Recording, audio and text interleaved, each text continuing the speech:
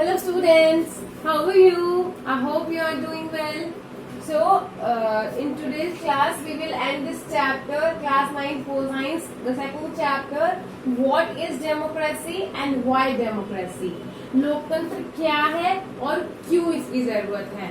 In last classes we are doing this chapter and most of the part is already done. So in the last class we did arguments against democracy and argument for democracy. So we got to know why and how democracy is better form of government than others. लोकतंत्र क्यों बाकी सरकार चलाने के शासन से बेहतर है, क्यों लोकतंत्र, ऑटोक्रेसी, डिक्टेटरशिप इन सब से बेहतर है. So in today's class we will read the broader meaning of democracy. लोकतंत्र का गहरा मतलब क्या है. In the country, the most common form of democracy takes in our times is that of a representative democracy. जो democracy हम अपने आसपास देखते हैं अपनी कंट्री में, तो वो कौन सी डेमोक्रेसी है? रिप्रेजेंटेटिव यानी प्रतिनिधित्व लोकतंत्र, जहां पर not majority take the decisions. ऐसा तो नहीं है कि हम लोकतांत्रिक देश में हैं तो कोई भी फैसला होना है तो हम सब लोग जाके पार्लियामेंट में बैठ जाते हैं. जबकि क्या होता है, जो हमारे द्वारा चुने गए प्रतिनिधि हैं, हमारे रिप्रेजेंटेटिव्स हैं, वो हमारे डेमोक्रेटिकली इलेक्टेड रिप्रेजेंटेटिव्स हैं. They take decisions on the behalf of us. In the countries we call democracy, all the people do not rule. सभी डेमोक्रेसी का मतलब लोगों का शासन, लोगों पर शासन है, लेकिन फिर भी सभी लोग जाकर शासन नहीं करते हैं. A majority is allowed to take decision on behalf of all the people. Even the majority does not rule directly. The majority of people rule through their elected representatives. This becomes necessary. जैसा कि मैंने बताया कि जो people हैं, how do we rule? We rule on by our representatives. जो लोग हमें लगता है कि हमारी डिमांड्स को ऊपर के लेवल तक, पार्लियामेंट तक पहुंचा सकते हैं, हम उन्हें अपना रिप्रेजेंटेटिव बनाकर आगे भेजते हैं. And this is how democracy, representative democracy work. हमारे प्रतिनिधि हमारे बिहाफ पर फैसले लेते हैं. तो इट इज नेसेसरी. व्हाई? ये जरूरी क्यों है? Because due to a larger number of people it is physically impossible for everyone to sit together and take a collective decision. अब आपको पता ही है कि भारत की इस टाइम पे कितनी जनता है, तो ऐसा तो पॉसिबल नहीं है कि सब लोगों को एक साथ बिठा के और फिर पूछा जाए आपकी इस बारे में क्या राय है और फिर डिसीजन लिया जाए. ये तो प्रैक्टिकली फिजिकली पॉसिबल ही नहीं है. इसीलिए ये जरूरी है क्या? Representative democracy. Even if they could, the citizen does not have the time, the desire or the skills to take part in all decisions. अगर किसी देश में मान लो ऐसा कर भी लिया जाए कि सभी लोगों को बुला के पूछ रहे हैं उनसे उनकी राय, उनकी इच्छा, तो जो सिटीजन है, नागरिक है, उनके पास ना तो इतना टाइम है, ना इतनी इच्छा है, ना ही हर कोई इतना स्किल्ड है कि वो हर तरह के डिसीजन में पार्टिसिपेट कर सके, उसमें अपना सहयोग कर सके, योगदान दे सके. तो इस वजह से क्या होता है, mostly we see the representative democracies around us. Also sometimes we see democracy as organizations other than the government. कई बार क्या होता है कि हम डेमोक्रेसी को एक ऑर्गेनाइजेशन कंसिडर कर लेते हैं बजाय कि एक गवर्नमेंट के. ऐसा कब होता है? इसमें कुछ एग्जांपल्स हम देख सकते हैं. We are a very democratic family. Whenever a decision has to be taken, we all sit down and arrive at a consensus. My opinion matters as much as my father's. तो एक example है, एक family में वहां पर कोई भी decision होना है तो सभी फैमिली मेंबर्स की राय ली जाती है. So to this system what we say they take decisions democratically. वहां पर हर पर्सन की जो राय है, उनकी जो इच्छा है, उनकी जो वोट है, they have the equal value. Another example can be, I don't like the teachers who do not allow students to speak and ask questions in the class. I would like to have teachers with democratic temperament. मतलब कि ऐसे teachers, अभी तो जैसे आपकी online classes चल रही हैं, लेकिन ऑफलाइन ट्रेडिशनल क्लासेस में Nobody likes a teacher who doesn't allow students to say anything on the ongoing topic. किसी को भी ऐसे टीचर पसंद नहीं है जो बच्चों को बोलने नहीं दे. सभी बच्चे चाहेंगे क्लास कोई भी डिस्कशन हो रहा है उसमें पार्टिसिपेट करने दें. So it shows the democratic temperament of the teacher. It shows कि टीचर लोकतांत्रिक स्वभाव का है और सभी को बराबर के मौके देता है. So these are the example where we see democracy as a part of organization and not the government. Okay, now let's moving forward.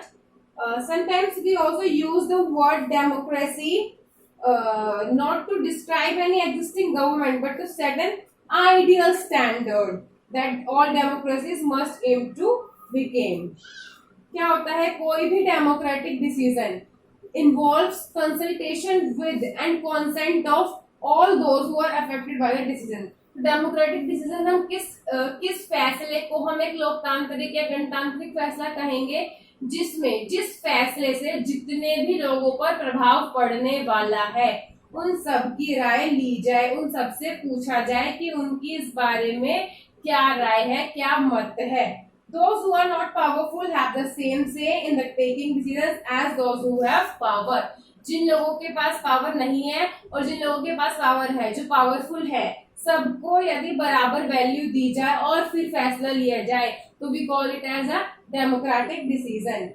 It can be applied to a government, family or other organization. Democracy मतलब parliament में कोई भी law है उसे rule बनना है, मतलब कोई भी प्रस्ताव आता है, कोई भी नया कुछ आता है तो उसको अगर लॉ बनाना है, कानून बनाना है तो उसके लिए डेमोक्रेटिक डिसीजन क्या होगा कि मेजॉरिटी पास इट, कि जो बहुमत में जो लोग हैं वो उसे स्वीकार करें, अप्रूव करें, पास करें. तो we call it as democratic law pass by the parliament. उसी तरह फैमिली में सपोज एक 5 मेंबर्स की फैमिली है और किसी भी टॉपिक पर बात हो रही है, उसमें अगर 3 लोग मिनिमम किसी फैसले के हक में है और वो ही होता है तो we call it as a democratic decision. It can have some ideal standards which we think all democracies must aim. मतलब डेमोक्रेसी के कुछ आइडियल यानी कि कुछ आदर्श सिद्धांत भी बना दिए गए हैं जो कि माना जाता है कि हर डेमोक्रेसी में होने चाहिए. For example, true democracy will come to this country only when no one goes hungry to bed. हम इस देश में सही लोकतंत्र को तभी मानेंगे वो आ गया है जिस दिन देश में कोई भी व्यक्ति भूखा सोने नहीं जाएगा. So this is the ideals of democracy. Being a form of democratic government, being a part of democratic government, we ought to do this. हमारी ये जिम्मेदारी है, हम ये चाहते हैं, ये हमारा लक्ष्य है कि हमारा देश जो भारत अभी एक विकासशील डेवलपिंग कंट्री है इस लेवल तक डेवलप हो जाए कि no one has to go hungry to the bed. Then another example can be, in a democracy every citizen must be able to play equal role in decision making. Her citizen का equal role होना चाहिए decision making में. Okay, if we take these ideas seriously, then no country in the world is democracy. Though they are the ideals, लेकिन अगर हम इन्हें parameters बना दे democracy के तब तो इस विश्व में कोई भी कंट्री को हम डेमोक्रेसी नहीं कह पाएंगे. Yet an understanding of democracy as an ideal reminds us of why we value democracy.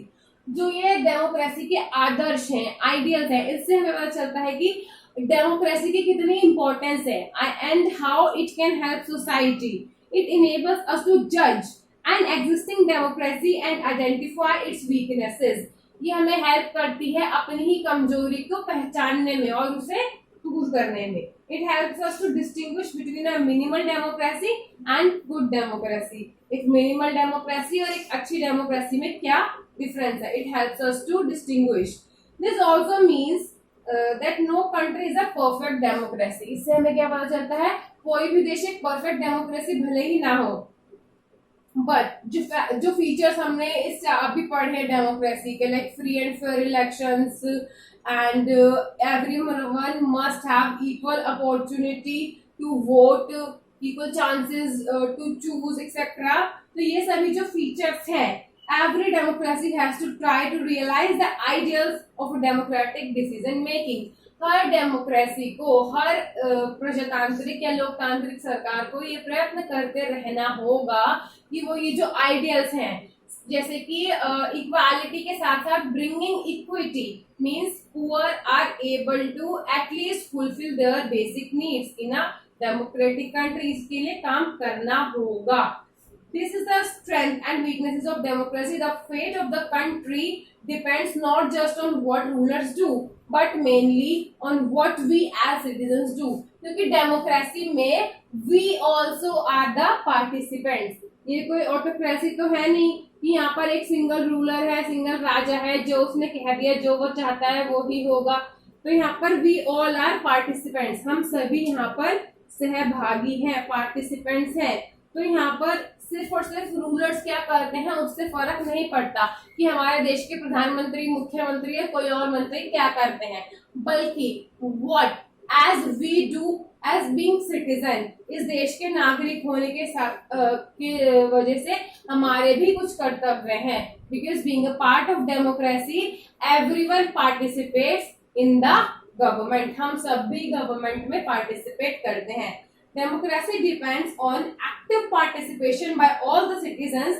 That is why a study of democracy must focus on democratic politics. क्योंकि डेमोक्रेसी में क्या होता है, पॉलिटिकल पार्टिसिपेशन, राजनीतिक participation यानी कि सहभागिता. हम सभी लोगों को वोट के बराबर अधिकार है. If we are 18 plus being part of any class, any caste, we all can cast our vote.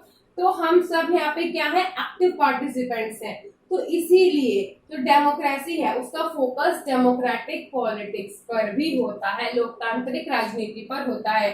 So this is why we are studying in your political science democracy, why democracy is needed and what is democratic politics. So I hope आप सभी को ये chapter second पूरी तरह से समझ आ गया होगा. In case you have any doubt, you can ask me anytime. Okay? Thank you. Keep revising. Also do the exercise work of this chapter. And for any doubt, you can call me anytime. Thank you, students.